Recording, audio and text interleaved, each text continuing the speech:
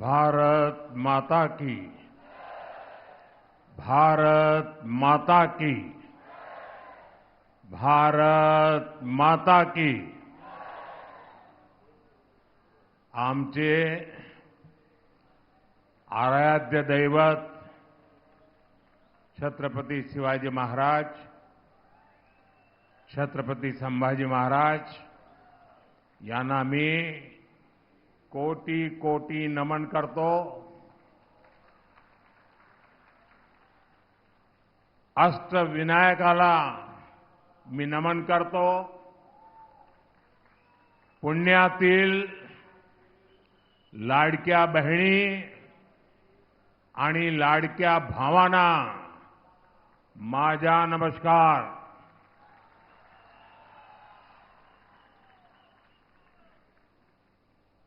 मैं देख रहा हूं वहां कोई सज्जन हमारी मां की बहुत बढ़िया चित्र बना करके लाए हैं।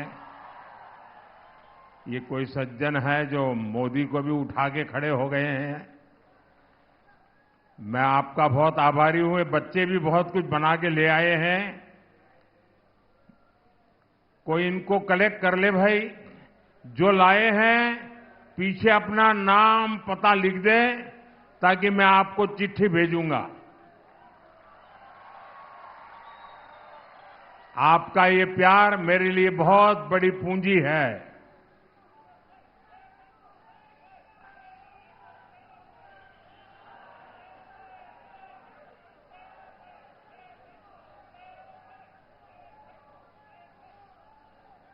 ये जो बाकी लोग भी जो अपना बैनर लेके खड़े, पीछे वालों को दिखता नहीं है।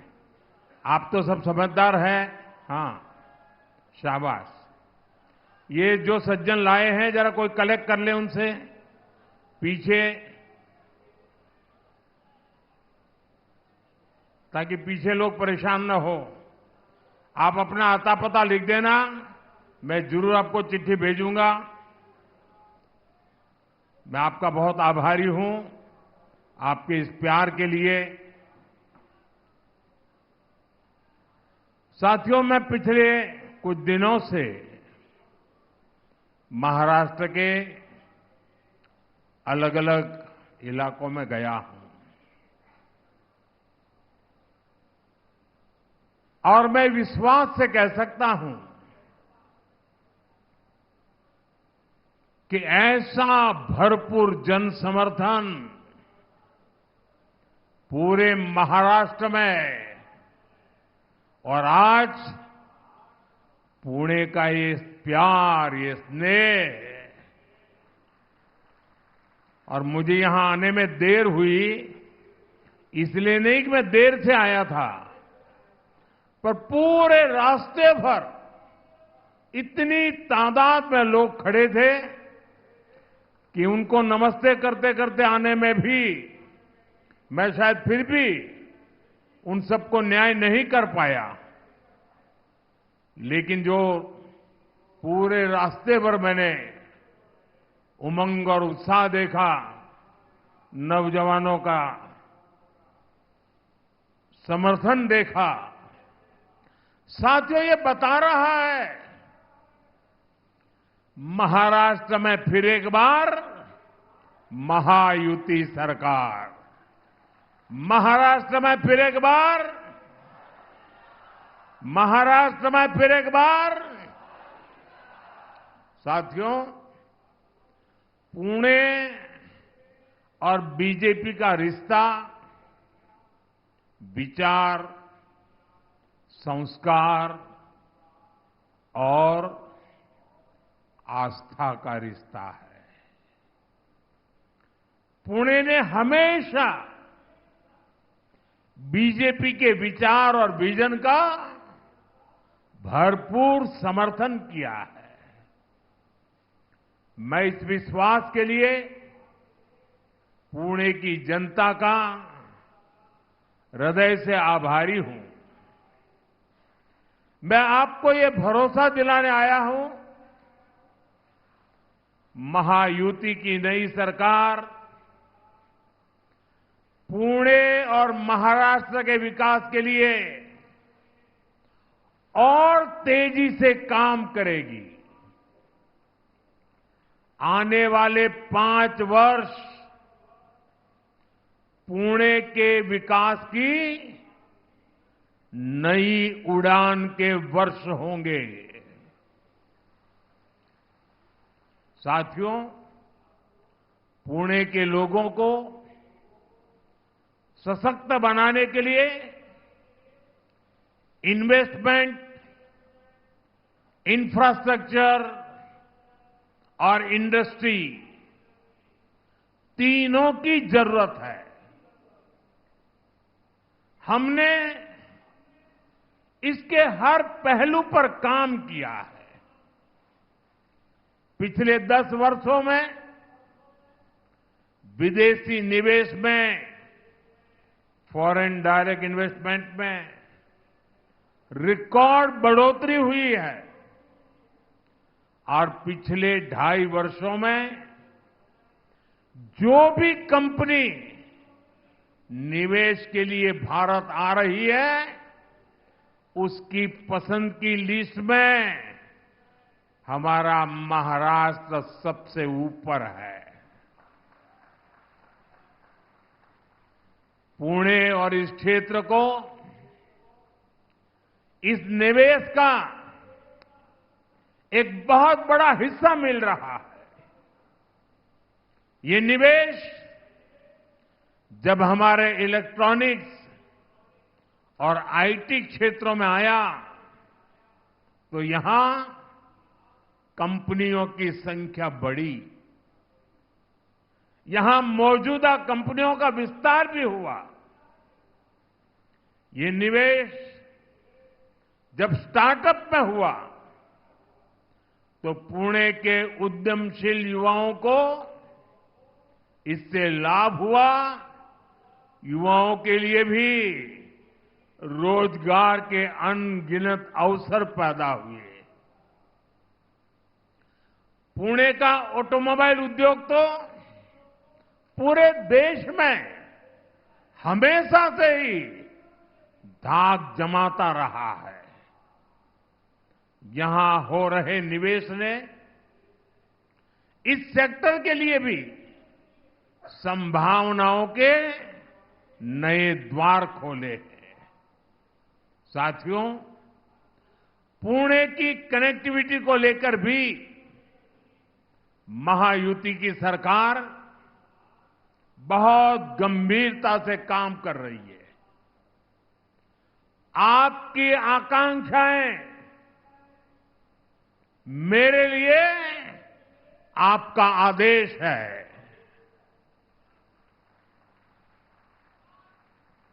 आपके सपने मेरे लिए दिन रात काम करने की प्रेरणा है। आपकी आवश्यकताएं मेरी सरकार की योजनाओं का आधार है। आपका जीवन आसान हो, ये मेरी प्राथमिकता है। ये महायुति की प्राथमिकता है। इसलिए आज पुणे में मेट्रो रेल सेवा का लगातार विस्तार हो रहा है। डिस्ट्रिक्ट कोर्ट से स्वारगेट सेक्शन रूट पर मेट्रो चलनी शुरू हो गई है। स्वारगेट कात्रज सेक्शन रूट पर तेजी से काम हो रहा है। ट्रैफिक की गति बढ़ाकर नई संभावनाओं को नई उड़ान देना, ये हमारा संकल्प है। इसके लिए इंट्रासिटी और इंटरसिटी दोनों नेटवर्क पर काम हो रहा है। पुणे की ईस्ट और वेस्ट आउटर रिंग रोड पर भी 40,000 करोड़ रुपए से ज्यादा खर्च किए जा रहे हैं। खोपोली, खंडाला मिसिंग लिंक के लिए 6,500 करोड़ रुपए से ज्यादा खर्च किए जाएंगे। पुणे आउटर रिंग रोड पर भी 10,500 करोड़ रुपए खर्च किए जा रहे हैं। हम पुणे को 21वीं सदी के वेल कनेक्टेड सिटी बनाने की ओर आगे बढ़ रहे हैं।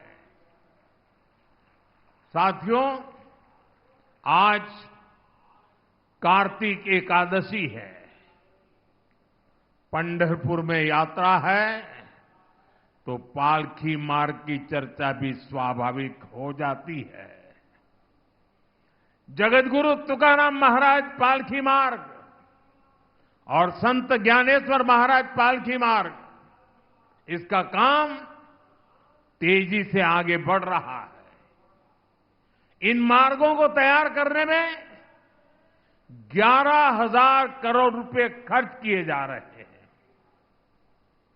आमच्या वारकऱ्यासाठी ही आमची समर्पित सेवा है।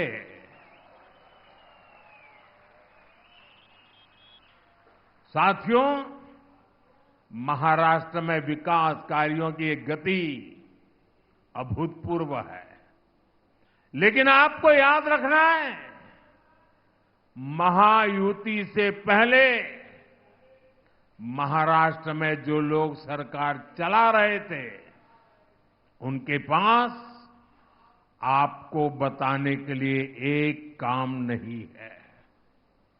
अघाड़ी के 2.5 साल तो हमारे प्रोजेक्ट पर रोक लगाने में ही बीत गए।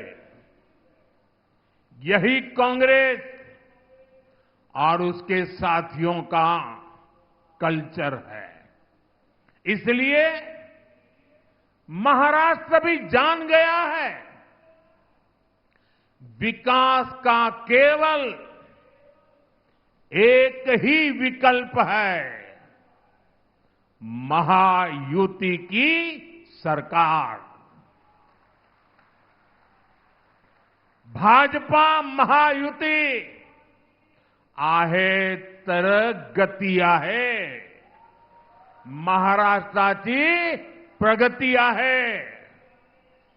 साथियों, आज महाराष्ट्र के लोग कांग्रेस की करतूतों का काला चिट्ठा पड़ोसी राज्य कर्नाटका में देख रहे हैं। कर्नाटका में कांग्रेस ने झूठ का वही टेप रिकॉर्डर बजाकर वोट मांगे, हवाई वादे किए। सरकार बनी तो कांग्रेस ने हाथ खड़े कर दिए। अब वादे पूरे करने की जगह कांग्रेस ने जनता से वसूली का अभियान चलाया हुआ है। कर्नाटका में आए दिन कोई न कोई घोटाला सामने आ रहा है। यानी कर्नाटका में कांग्रेस जनता को खुलेआम लूट रही है। आरोप है कि लूट का यही पैसा महाराष्ट्र में भेजकर चुनाव लड़वाया जा रहा है। अगर हमें महाराष्ट्र को बचाना है तो कांग्रेस नाम की इस आफत को दूर ही रखना है। साथियों, पूरा देश इन दिनों कांग्रेस का एक और विश्वासघात देख रहा है। कांग्रेस ने जम्मू कश्मीर विधानसभा में आर्टिकल 370 फिर से लागू करने का प्रस्ताव पास किया है। जो लोग संविधान की किताबें देश को दिखा रहे हैं और महाराष्ट्र में कोरे कागजों वाली किताब बांट रहे हैं। जरा मैं उनको पूछना चाहता हूं, 6-6, 7-7 दशक तक उन्होंने देश पर राज किया है। जरा बताएं, बाबा साहब आंबेडकर ने बनाया संविधान पूरे हिंदुस्तान में लागू क्यों नहीं हुआ? 6-6, 7-7 दशक तक बाबा साहब का संविधान पूरे हिंदुस्तान में लागू नहीं था। आपको भी ये सुनकर के शायद आश्चर्य होता होगा, लेकिन ये सच्चाई है। जम्मू कश्मीर में अलग विधान था, भारत का संविधान वहां नहीं चलता था। वहां का विधान अलग, वहां का प्रधान अलग, वहां का निशान अलग। 6-6, 7-7 दशक तक पहली बार बाबा साहब का संविधान जम्मू कश्मीर में तब पहुंचा जब आपने मोदी को सेवा का अवसर दिया।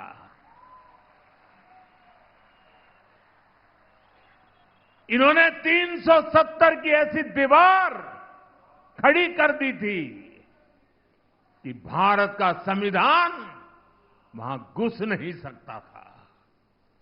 आपके आशीर्वाद से 140 करोड़ देशवासियों की प्रबल इच्छा शक्ति से आपके इस सेवक मोदी ने 370 को जमीन में गाड़ दिया है।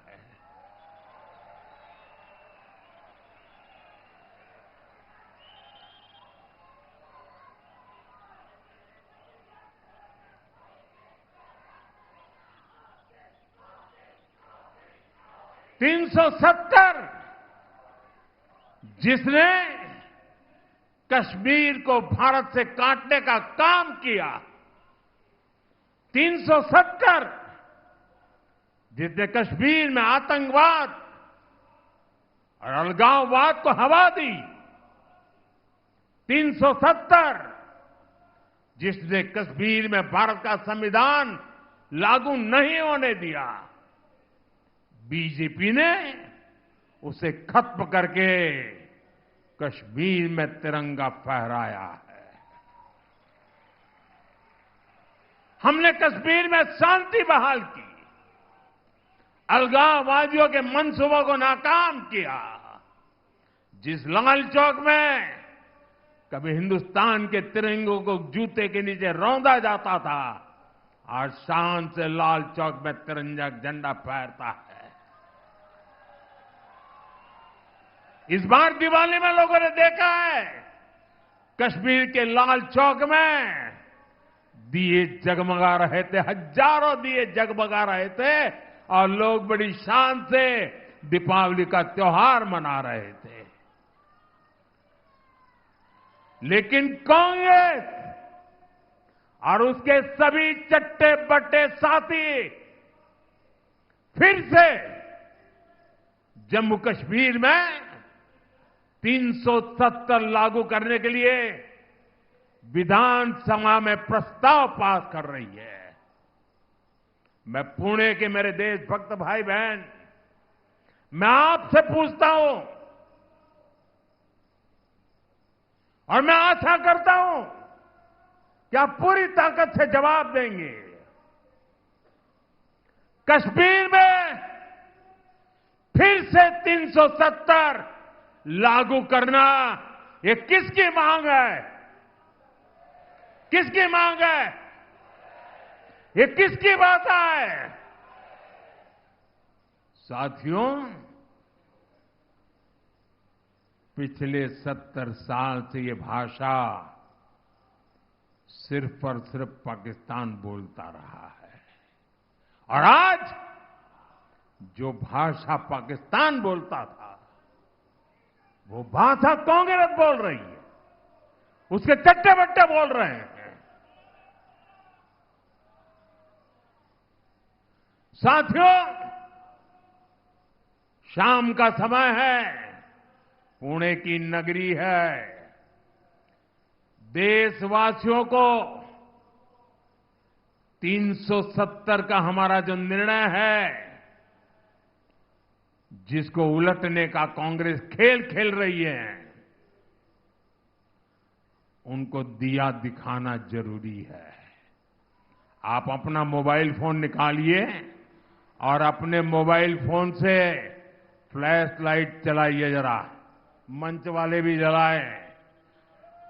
देख लें देश के लोग, ये 370 हटाने का समर्थन है। देश अब कश्मीर को दूर रखने के लिए तैयार नहीं है।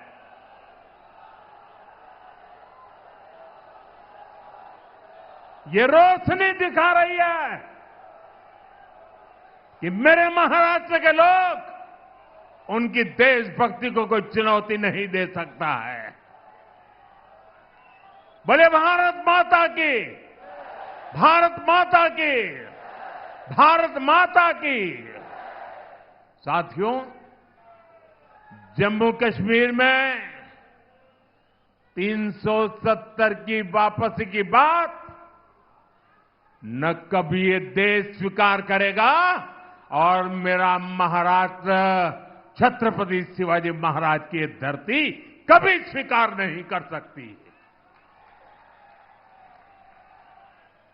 साथियों, भाजपा एनडीए की सरकार ने हमेशा मिडिल क्लास को प्राथमिकता दी है। मैं ये मानता हूं कि मिडिल क्लास देश की रीढ़ होता है। ये मिडिल क्लास ही है जो ये वेल्थ क्रिएट करता है, वेल्थ जनरेट करता है।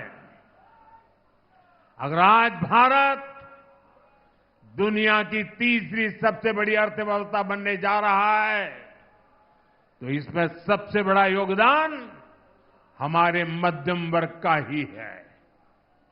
मध्यम वर्ग प्रगति कर रहा है, तभी देश प्रगति कर रहा है।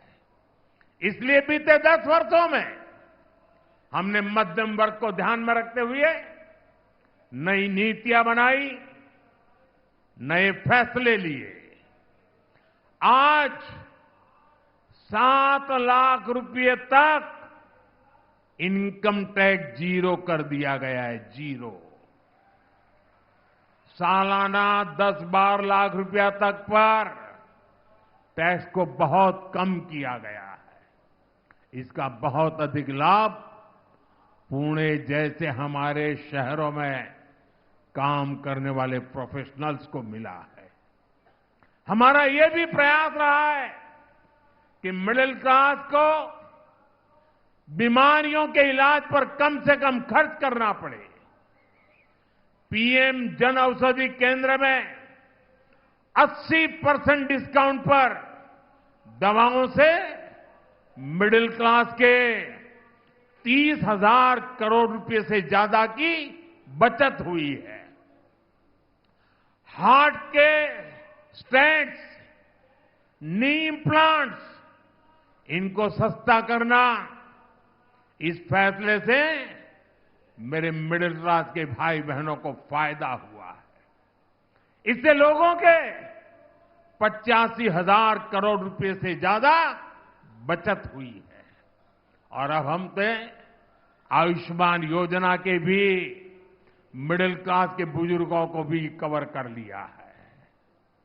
इसका बहुत बड़ा फायदा पुणे जैसे शहरों में रहने वाले 70 वर्ष की आयु से ऊपर के सीनियर सिटीजन्स को होगा।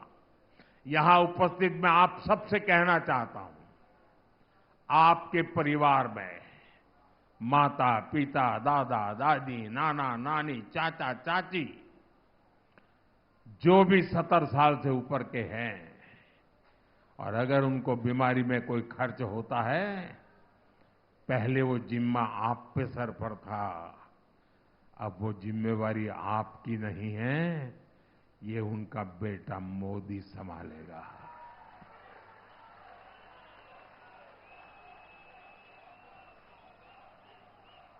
आयुष्मान वय वंदना कार्ड से अब उन्हें 5 लाख रुपए तक का मुफ्त इलाज मिलेगा। लोकसभा चुनाव के दौरान मैंने एक गारंटी आपको दी थी, और अब मोदी ने अपनी गारंटी पूरी करके दिखाई है। साथियों, हमारी सरकार गरीबों को तो पक्के घर बनाकर दे रही है, मिडिल क्लास के घरों के लिए भी सब्सिडी दे रही है। हमने रेरा जैसा कानून बनाकर मिडिल क्लास के सपनों के घरों को सुरक्षित किया है। साथियों, मिडिल क्लास का एक प्रमुख खर्च बच्चों की एजुकेशन पर होता है। हाल में ही हमने पीएम विद्यालक्ष्मी योजना शुरू की है।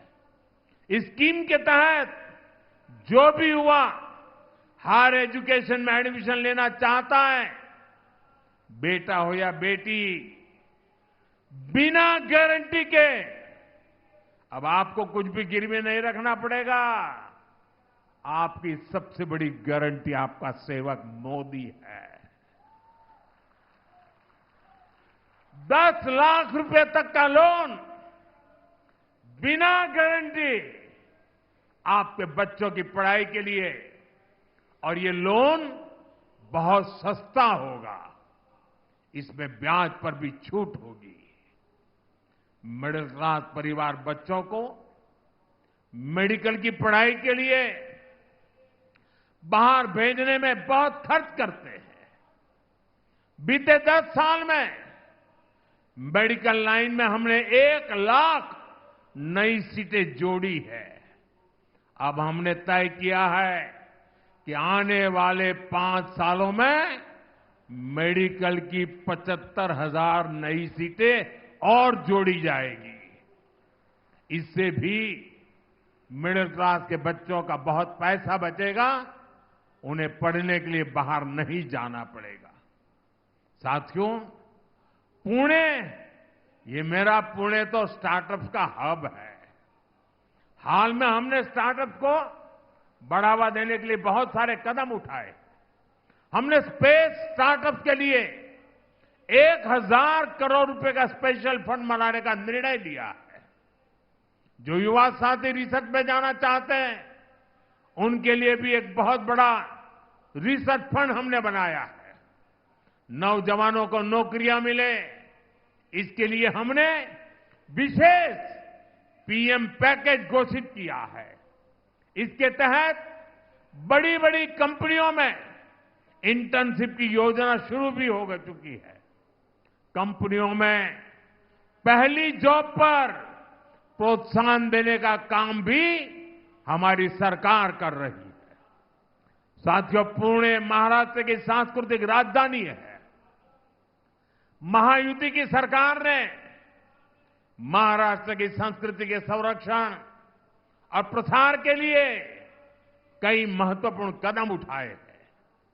महाराष्ट्र के लोग दशकों से मराठी को अभिजात भाषा का दर्जा देने की मांग कर रहे थे, और मैं मानता हूं, अगर पूरे हिंदुस्तान में मराठी भाषा के अभिजात दर्जे से पुणे को जितनी खुशी हुई होगी ना, शायद किसी और को नहीं हुई होगी। कांग्रेस की सरकारों ने, अघाड़ी के नेताओं ने हमेशा इसकी अनदेखी की। हमारी सरकार ने मराठी को अभिजात भाषा का दर्जा देकर अपना दायित्व निभाया है। हम महाराष्ट्र की विरासत को संरक्षित करने के लिए लगातार काम कर रहे हैं। जहां क्रांति ज्योति सावित्रीबाई फुले ने लड़कियों के लिए पहला स्कूल खोला था, वहां सावित्रीबाई फुले स्मारक बनाया जा रहा है। तुलापुर में धर्मवीर छत्रपति संभाजी महाराज समाधि स्थल पर भव्य स्मारक बनाया जा रहा है। श्री संत संताजी जगनाड़े महाराज समाधि स्थल को नए सिरे से विकसित किया जा रहा है। आंबेगांव शिव सृष्टि के काम को भी आगे बढ़ाया जा रहा है।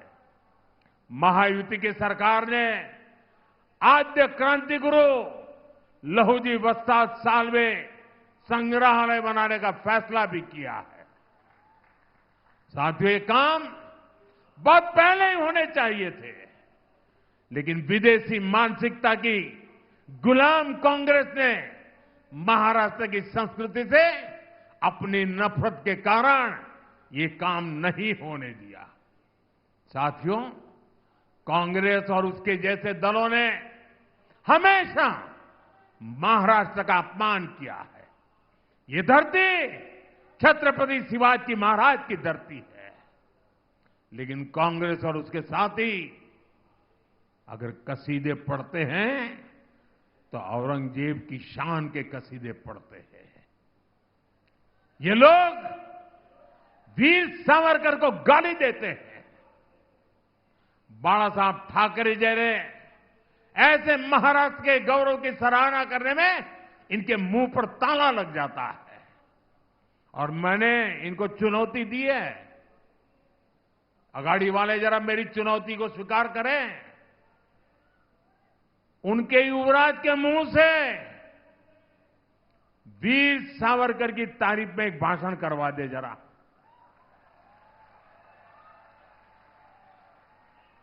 मैं अगाड़ी के साथियों को कहता हूं, अगर उनमें दम हो तो उनके युवराज के मुंह से बाला साहब ठाकरे की जरा तारीफ करवा करके सुनाए महाराष्ट्र को।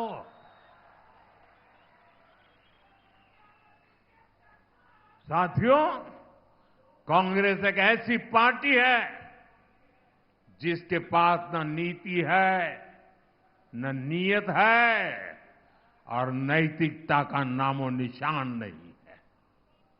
कांग्रेस को केवल और केवल सत्ता चाहिए। सत्ता के लिए कांग्रेस ने देश का विभाजन करवाया। कांग्रेस ने देश को मत, मजहब, भाषा और इलाके के आधार पर बांटा। सत्ता के लिए इन्होंने तुष्टीकरण का खतरनाक खेल खेला। और अब वही कांग्रेस सत्ता के लिए दलित, पिछड़ा और आदिवासी को तोड़ने और बांटने का खेल खेल रही है। कांग्रेस के लोग एससी, एसटी, ओबीसी को अलग अलग जातियों में बांटकर उनकी एकजुटता तोड़ना चाहते हैं। कांग्रेस एसटी की जातियों को आपस में लड़ाना चाहती है। कांग्रेस एससी की जातियों को आपस में लड़ाना चाहती है। कांग्रेस ओबीसी की जातियों को आपस में लड़ाना चाहती है। अलग अलग जातियों को आपस में लड़ाकर कांग्रेस पहले उन्हें कमजोर करेगी और बाद में उनका आरक्षण छीन लेगी। इसलिए आप सभी को बहुत सावधान रहना है। हमें याद रखना है, हम एक रहेंगे तो सेफ रहेंगे। हम एक रहेंगे तो हम एक रहेंगे तो हम एक रहेंगे तो साथियों, ये चुनाव महाराष्ट्र के साथ साथ पूरे देश को दिशा देने का चुनाव है।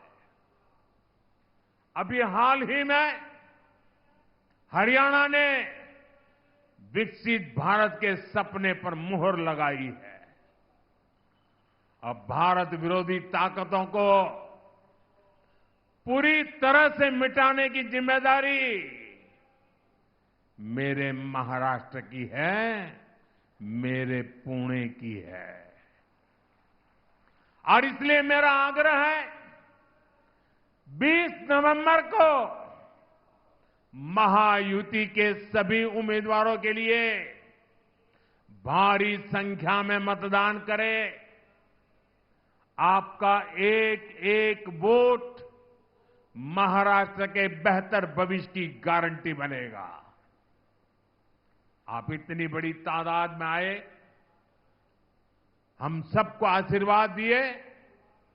मैं आप सबका हृदय से बहुत बहुत आभार व्यक्त करता हूं। मेरे साथ दोनों हाथ ऊपर करके पूरी ताकत से बोलिए, भारत माता की। आवाज उन लोगों तक जानी चाहिए जिनकी डोरे 370 पर बैठे पड़े हैं। भारत माता की, भारत माता की, भारत माता की। बहुत बहुत धन्यवाद।